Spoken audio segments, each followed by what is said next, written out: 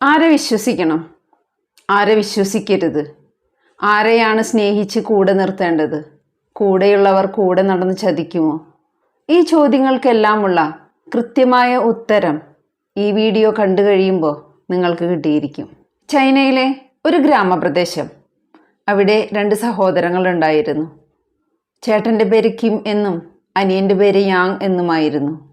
ഇവരുടെ അച്ഛൻ ഒരുപാട് കഷ്ടപ്പെട്ട് ബുദ്ധിമുട്ടുകൾ അനുഭവിച്ചാണ് ഇവരെ 2 പേരും വളർത്തി വലുതാക്കിയത്.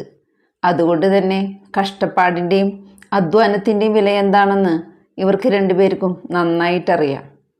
ചേട്ടൻ്റെയും അനിയൻ്റെയും ഒത്തൊരുമയും സ്നേഹവും കണ്ട് ആ ഗ്രാമത്തിലുള്ള പലരും അസൂയപ്പെടാറുണ്ടായിരുന്നു.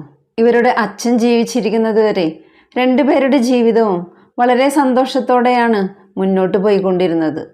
അച്ഛൻ മരിച്ച് കുറച്ച് നാൾ കഴിഞ്ഞപ്പോൾ അച്ഛൻ്റെ സ്വത്ത് പങ്കുവയ്ക്കാൻ 2 പേരും തീരുമാനിച്ചു. അതിനുവേണ്ടി ഗ്രാമത്തലവനെയും മുതിർന്ന കുറച്ച് ആളുകളെയും കൂട്ടിയിട്ട് വന്നു. അച്ഛൻ്റെ സ്വത്ത് എന്ന് പറയുന്നത് 10 ഏക്കർ നിലവും ഒരു ചെറിയ ഷോപ്പും ഒരു ചെറിയ വീടുമായിരുന്നു. ചേട്ടൻ്റെ ആഗ്രഹം അച്ഛനുണ്ടാക്കിയ ചെറിയ കട വലുതാക്കി വലിയ ബിസിനസ്സാക്കി മാറ്റണമെന്നായിരുന്നു. പക്ഷേ അനിയൻ്റെ ആഗ്രഹം അച്ഛനുണ്ടാക്കിയ 10 ഏക്കർ നിലത്തിൽ കൃഷി ചെയ്ത് ജീവിക്കണം എന്നായിരുന്നു. ചേട്ടൻ്റെ ബിസിനസ് വലുതാക്കണമെങ്കിൽ ചേട്ടൻ്റെ കയ്യിലുള്ള പണം തികയില്ലായിരുന്നു. അതിന് ചേട്ടൻ അനിയനോട് ആ 10 ഏക്കർ നിലം വിൽക്കാനായിട്ട് ആവശ്യപ്പെട്ടു. പക്ഷേ അനിയൻ സമ്മതിച്ചില്ല. അച്ഛൻ്റെ കഷ്ടപ്പാടാണ് ആ സ്ഥലം വിൽക്കാൻ പറ്റില്ലെന്ന് അനിയൻ പറഞ്ഞു. ചേട്ടൻ അനിയനോട് പറഞ്ഞു, നീ വിചാരിക്കുന്നത് പോലെ കൃഷി ചെയ്ത് സമ്പാദിക്കാനൊന്നും പറ്റില്ല. അന്നന്ന് കഴിയാനുള്ളത് മാത്രമേ അതിൽ നിന്ന് കിട്ടൂ.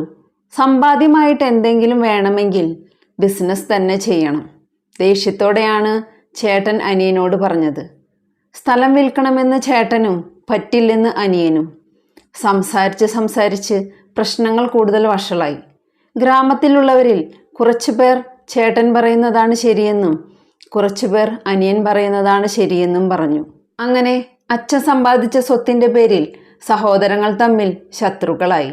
ഒരേ വീട്ടിൽ താമസിച്ചിട്ടും പരസ്പരം കാണുമ്പോൾ 2 പേരും മിണ്ടാതെയായി. 2 പേരുടെ ഫാമിലിയും തനിയെ ഭക്ഷണം ഉണ്ടാക്കാൻ തുടങ്ങി. മാസങ്ങൾ കടന്നുപോയി.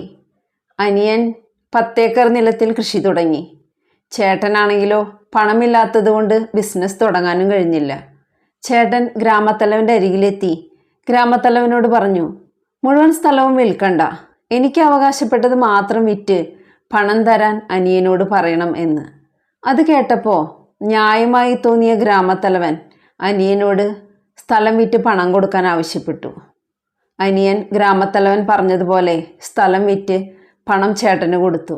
പക്ഷേ അതോടെ അനിയന് ചേട്ടനോട് കൂടുതൽ ശത്രുതയായി. അനിയൻ കുടുംബത്തോടൊപ്പം മറ്റൊരു വീട്ടിലേക്ക് താമസം മാറി. ചേട്ടനും അനിയനും ഇടയിലുള്ള ബന്ധം അതോടെ അവസാനിച്ചു. നിന്നെക്കുറിച്ച് ചേട്ടൻ മോശമായി പറഞ്ഞു നടക്കുന്നുണ്ട് എന്ന് അനിയനോടും അനിയൻ ചേട്ടനെക്കുറിച്ച് ഇല്ലാത്തത് പറഞ്ഞു നടക്കുന്നുണ്ട് എന്ന് ചേട്ടനോടും ആളുകൾ പറഞ്ഞുകൊടുത്ത് അവർക്കിടയിലെ ശത്രുത വർദ്ധിപ്പിച്ചു. ചേട്ടൻ സ്ഥലം വിറ്റ പണം കൊണ്ട് വിശ്വസ്തരായ 2 കൂട്ടുകാരോടൊപ്പം ബിസിനസ് തുടങ്ങി. കുറച്ച് നാളത്തേക്ക് നല്ല രീതിയിൽ തന്നെ മുന്നോട്ട് പോയി. ഒരു ദിവസം ബിസിനസ് ആവശ്യത്തിനായി അടുത്ത ഗ്രാമത്തിലേക്ക് ചേട്ടൻ പോയി. അവിടെ ചെയ്യാനുള്ളതൊക്കെ ചെയ്തു തീർത്ത് 2 ദിവസം കഴിഞ്ഞാണ് ചേട്ടൻ വീട്ടിൽ തിരിച്ചെത്തിയത്. വീട്ടിൽ തിരിച്ചെത്തിയ ചേട്ടൻ കണ്ടത് മുറിയുടെ മൂലയിലിരുന്ന് കരയുന്ന ഭാര്യയെയാണ്. അയാൾ പേടിച്ച് ഭാര്യയുടെ അടുത്ത് ഓടിച്ചെന്നുകൊണ്ട് ചോദിച്ചു, എന്തു പറ്റി എന്ന്. ആ സ്ത്രീ കരഞ്ഞുകൊണ്ട് സംഭവിച്ചത് പറഞ്ഞു. ഞാൻ കാലത്ത് വീട് ക്ലീൻ ചെയ്യുന്ന സമയത്ത് ഒരു കള്ളൻ എന്നെ ആക്രമിച്ചു. ഞാൻ കരഞ്ഞ് ബഹളം വെച്ചപ്പോൾ കള്ളൻ ഭയന്ന് തിരിഞ്ഞോടി. ഞാൻ എൻ്റെ കയ്യിലുണ്ടായിരുന്ന ചൂലുകൊണ്ട് കള്ളനെ എറിഞ്ഞു. കള്ളൻ്റെ കാലിൽ കൊണ്ട് കള്ളൻ മറിഞ്ഞു വീണു. തൊട്ടടുത്ത് വലിയൊരു കല്ല് കിടക്കുന്നുണ്ടായിരുന്നു. ആ കല്ലിലാണ് കള്ളൻ്റെ തല ചെന്നിടിച്ചത്. സംഭവ സ്ഥലത്ത് വെച്ച് തന്നെ കള്ളൻ മരിച്ചു. ഞാൻ ആകെ ഭയന്നുപോയി. എല്ലാവരും എന്നെ കൊലയാളിയെന്ന് വിചാരിക്കില്ലേ? എന്നെ പോലീസ് കൊണ്ടുപോകും, എന്നെ ജയിലിൽ അടയ്ക്കും. എന്തു ചെയ്യണമെന്ന് എനിക്കറിയില്ലായിരുന്നു. ഞാൻ ആ കള്ളൻ്റെ ബോഡി വലിച്ചിഴച്ച് വീടിനുള്ളിലേക്ക് കൊണ്ടുവന്ന് ഒരു ചാക്കിൽ കെട്ടി വീടിനുള്ളിൽ തന്നെ വെച്ചു. ഭാര്യ കരഞ്ഞുകൊണ്ട് പറഞ്ഞു നിർത്തി. സംഭവിച്ചത് എന്താണെന്ന് മനസ്സിലായേക്കും ആദ്യം ഒന്ന് അമ്പരന്നെങ്കിലും ഭാര്യയെ സമാധാനിപ്പിച്ചു. നീ വിഷമിക്കണ്ട, നമുക്കിത് കുഴിച്ചിടാം. പക്ഷേ എന്നെക്കൊണ്ട് ഒറ്റയ്ക്ക് ഇത് കഴിയില്ല, ആരെങ്കിലും സഹായത്തിന് വേണ്ടി വരും. ഭാര്യ പറഞ്ഞു, നിങ്ങളുടെ കൂട്ടുകാരെ വിളിച്ചാൽ അവർ വരില്ലേ എന്ന്. കിമ്മിന് തോന്നി ഭാര്യ പറഞ്ഞത് ശരിയാണ് എന്ന്. കിം ആദ്യത്തെ കൂട്ടുകാരൻ്റെ വീട്ടിലെത്തി. സംഭവിച്ചതെല്ലാം കൂട്ടുകാരനോട് പറഞ്ഞു. എന്നിട്ട് സഹായം ചോദിച്ചു. കൂട്ടുകാരൻ പറഞ്ഞു, എനിക്ക് നിന്നെ സഹായിക്കണമെന്ന് ആഗ്രഹമുണ്ട്, പക്ഷേ എനിക്ക് സുഖമില്ല, അതുകൊണ്ട് നിന്നോടൊപ്പം വരാൻ പറ്റില്ല എന്ന്. കിമ്മിന് ആകെ വിഷമമായി. എങ്കിലും രണ്ടാമത്തെ കൂട്ടുകാരൻ്റെ അരികിലേക്ക് പോയി. ഈ സമയം ആദ്യത്തെ കൂട്ടുകാരൻ കിമ്മിനെ പിന്തുടരുന്നുണ്ടായിരുന്നു. കിം അടുത്തത് എന്താണ് ചെയ്യാൻ പോകുന്നത് എന്നറിയാനായി. അങ്ങനെ രണ്ടാമത്തെ കൂട്ടുകാരൻ്റെ വീട്ടിലെത്തി സംഭവിച്ചതെല്ലാം പറഞ്ഞ് സഹായം ആവശ്യപ്പെട്ടു. പക്ഷേ ആ കൂട്ടുകാരനും ഓരോ ഒഴിവുകഴികൾ പറഞ്ഞ് ഒഴിവാകുകയാണ് ചെയ്തത്. എന്ത് ചെയ്യണമെന്നറിയാതെ കിം വീട്ടിലേക്ക് തിരിച്ചു വന്നു. ഈ സമയം രണ്ട് കൂട്ടുകാരന്മാരും ഒരുമിച്ചാണ് കിമ്മിനെ പിന്തുടർന്നത്. വീട്ടിലെത്തിയ കിം ഭാര്യയോട് വളരെ സങ്കടത്തോടെ പറഞ്ഞു കൂട്ടുകാരന്മാർ സഹായിക്കാൻ പറ്റില്ലെന്ന് പറഞ്ഞത്. ഭാര്യ കിമ്മിനോട് പറഞ്ഞു, നിങ്ങളുടെ അനിയനോട് സഹായിക്കാൻ പറഞ്ഞാലോ എന്ന്. കിം പറഞ്ഞു, നമ്മളാണ് അവന് ഏറ്റവും വലിയ ശത്രു ഇപ്പോൾ, അവൻ നമ്മളെ ഒരിക്കലും സഹായിക്കാൻ പോണില്ല എന്ന്. എങ്കിലും ഭാര്യയുടെ നിർബന്ധം സഹിക്കാൻ വയ്യാതെ വന്നപ്പോൾ കിം യാങ്ങിൻ്റെ അടുത്തെത്തി. യാങ്ങിനോട് സംഭവിച്ചതെല്ലാം പറഞ്ഞ് സഹായം ചോദിച്ചു. അനിയൻ പറഞ്ഞു, ചേട്ടൻ ധൈര്യമായി പോയിക്കോളൂ, ഇന്ന് വൈകുന്നേരം ഞാൻ വീട്ടിലേക്ക് വരാം.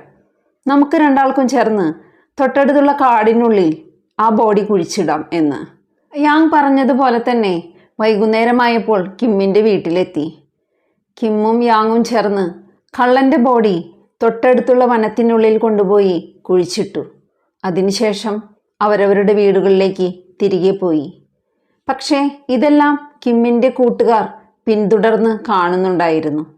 കിം ഇല്ലാതായാൽ ബിസിനസ് മുഴുവനും തങ്ങൾക്ക് സ്വന്തമാണെന്ന് മനസ്സിലാക്കിയ കൂട്ടുകാർ ഗ്രാമത്തലവൻ്റെ അരികിലെത്തി കിമ്മും ഭാര്യയും ചേർന്ന് ഒരാളെ കൊല ചെയ്ത കാര്യം ഗ്രാമത്തലവനോട് പറഞ്ഞു. പിറ്റേ ദിവസം രാവിലെ പോലീസ് കിമ്മിനെയും ഭാര്യയെയും വീട്ടിലെത്തി അറസ്റ്റ് ചെയ്തു.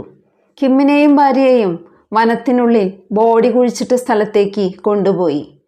കിം പറഞ്ഞു കൊടുത്ത സ്ഥലത്ത് പോലീസ് കുഴിക്കാൻ തുടങ്ങി. എല്ലാം അവസാനിച്ചുവെന്ന് കിമ്മിന് മനസ്സിലായി. അയാൾ ആകെ തകർന്നുപോയി. കുഴിയെടുത്തുകൊണ്ടിരിക്കെ കിം കുഴിച്ചിട്ട ചാക്ക് കിട്ടി. ചാക്ക് പുറത്തെടുത്ത് തുറന്നു നോക്കിയ പോലീസ് കണ്ടത് ഒരുപാട് തുണികൾ കൊണ്ട് ചുറ്റി ചുറ്റി കെട്ടിവെച്ചിരിക്കുന്ന തടിക്കഷ്ണങ്ങളും കല്ലുകളുമായിരുന്നു. കള്ളൻ്റെ ബോഡി പ്രതീക്ഷിച്ചു വന്ന കൂട്ടുകാർ രണ്ടുപേരും കല്ലും മരക്കഷ്ണങ്ങളും കണ്ട് ഞെട്ടിപ്പോയി.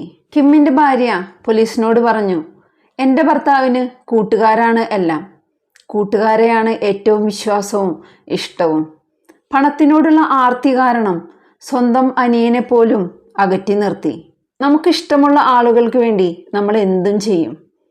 ഒരാളുമായിട്ടുള്ള ബന്ധം നല്ല രീതിയിൽ മുന്നോട്ട് പോകുമ്പോൾ അയാൾക്ക് വേണ്ടി സഹായം ചെയ്യുന്നതോ അയാളോട് നല്ല രീതിയിൽ പെരുമാറുന്നതോ ഒന്നും ഒരു വലിയ കാര്യമല്ല. പക്ഷേ ഒരാളുമായിട്ടുള്ള ബന്ധം നല്ല രീതിയിൽ അല്ലാത്തപ്പോൾ പോലും അയാളോട് നല്ല രീതിയിൽ പെരുമാറുന്നതും അയാൾക്ക് വേണ്ട സഹായം ചെയ്തു കൊടുക്കുന്നതും ആണ് യഥാർത്ഥ സ്നേഹവും യഥാർത്ഥ ബന്ധവും. ആ ബന്ധത്തിൻ്റെയും സ്നേഹത്തിൻ്റെയും വില എന്താണെന്ന് എൻ്റെ ഭർത്താവിന് മനസ്സിലാക്കി കൊടുക്കാൻ വേണ്ടിയിട്ടാണ് ഞാൻ ഈ നാടകം ആടിയത്. അല്ലാതെ ഞാൻ ആരെയും കൊന്നിട്ടില്ല. ആരെങ്കിലും ഒരാൾ നിങ്ങൾ കാരണം അവർക്കുണ്ടായ വിഷമങ്ങളും സങ്കടങ്ങളും ഒക്കെ മറന്ന് നിങ്ങൾക്കൊരു വിഷമമോ പ്രശ്നമോ വരുമ്പോൾ നിങ്ങളോടൊപ്പം നിൽക്കുന്നുണ്ടെങ്കിൽ ഒരിക്കലും അവരെ വിടരുത്. കാരണം അവരാണ് ജീവിതത്തിൽ നിങ്ങളെ യഥാർത്ഥത്തിൽ സ്നേഹിക്കുന്നവർ.